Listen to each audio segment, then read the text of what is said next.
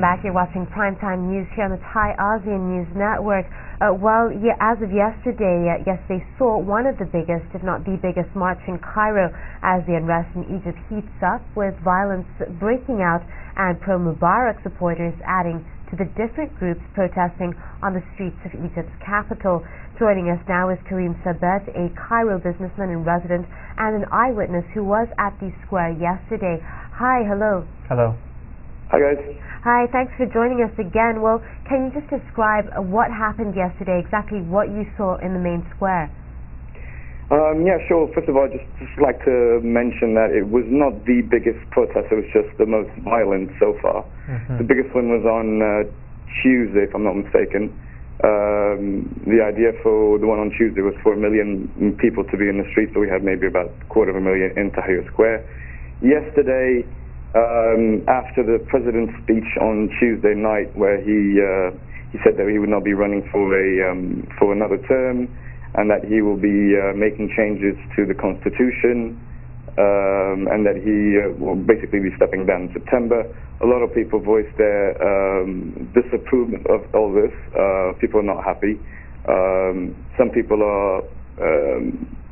who were not happy before are sitting on the fence on this one, saying, okay, well, this is better than where we were before. So on Wednesday morning yesterday, you had the pro-Mubarak demonstrators in the streets. They started off in an area called Mohandesin. Now they stayed there. I'm not quite sure if they moved from there to Tahrir Square, but definitely there were pro-Mubarak demonstrators coming towards Tahrir, and basically it's very simple. The anti-Mubarak demonstrators have been there since Tuesday, so if you start sending pro-Mubarak demonstrators, you'll definitely end up with a clash. What happened was that a lot of the people there, they started clashing and throwing rocks at each other. And a few of the people that were caught from the Mubarak demonstrators had police IDs, so undercover police officers. Some of them are thugs, you can even see from the way they look. And that's where the problem started. Yes, Karim, before you mentioned that yesterday was the most violent day, could you just describe that more in detail about exactly the extent of clashes and the extent of, because we're getting reports of 7 deaths and multiple injuries, but could you confirm these reports? Well, I did not see any death myself, but walking around, yes, there were a lot of people injured. That's for sure. You have people closer to the clashes or closer to where they were fighting each other, and then they keep coming back with face bloody. Some people were being carried away. It's mainly rocks were used, rocks and sticks being thrown at each other.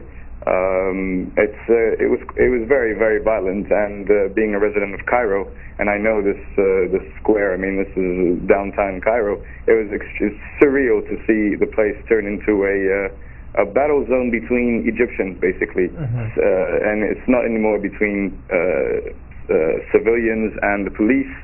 It's between Egyptians from two different ideas or views. And that was actually very, very sad to see. And just continuing on from that, I believe that not only yourself but other eyewitnesses have said that extremist religious factions also joined in. They joined in the anti-Mubarak movement, but calling for a very different approach to this rally. Can you tell us about that? Right, well, the rally, as you guys probably know, started last week on the 25th, and it's been, the whole idea was for it to be peaceful. Now, it wasn't peaceful with the police on Friday, but then since then, it has remained peaceful, and the idea is that demands that people have are to be listened to in a peaceful way, and this is what everyone wants. Now, once you start having fighting between both sides, you sort of lose sense of what exactly is happening, and you just focus on the now. And the now yesterday, I saw a lot of people who do look like, yes, I would say Muslim Brotherhood, but more of the religious people with the religious views, calling for the ones to fight back against the pro-Mubarak, telling them this is a jihad. You should continue fighting, and what is very sad for myself and a lot of my friends and colleagues and the ones who share the same views is that we want this to continue peacefully.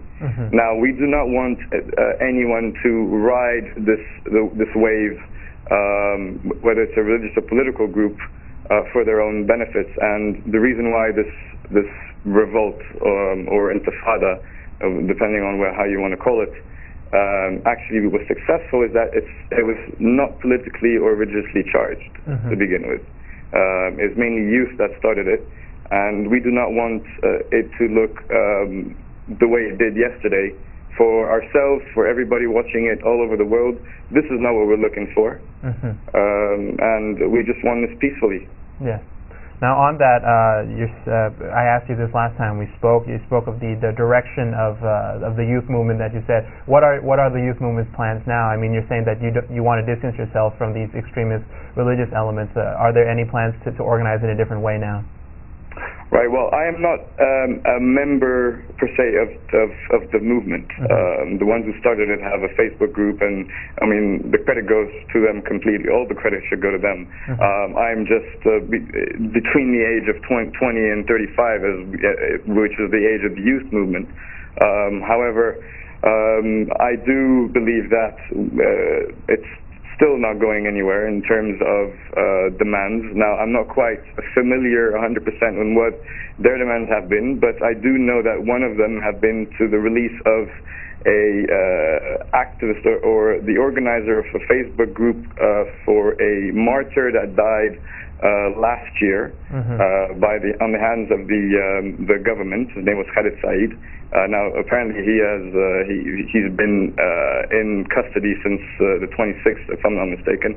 Now, what is next? We continue to see what sort of negotiations are going to be between the government and the opposition, government and the youth. But there's one voice out there that still says President Mubarak needs to step down because, as a result of him still hanging on to power, we are having problems, as you can see, in the streets. Karim, two questions for you. We're very worried about the situation on the ground in terms of the average residents of Cairo. I mean, what's the situation in terms of being able to get a hold of food? We've heard that people haven't been able to withdraw cash from ATMs, for example. What's been your own personal experience in terms of everyday living and just getting by? Well, yes, a shortage of food is correct. Only a few ATMs are working. Banks are still closed. They've been closed all week. The word is that it should open on Sunday and the stock market again on Monday. Now, I don't know whether that is correct or not. It's not easy, yes, so there is still a curfew. 3 o'clock, 4 o'clock, 5 o'clock keeps changing depending on what you hear on TV every day. It's still quite chaotic in a way, but it's not as dangerous as it used to be before.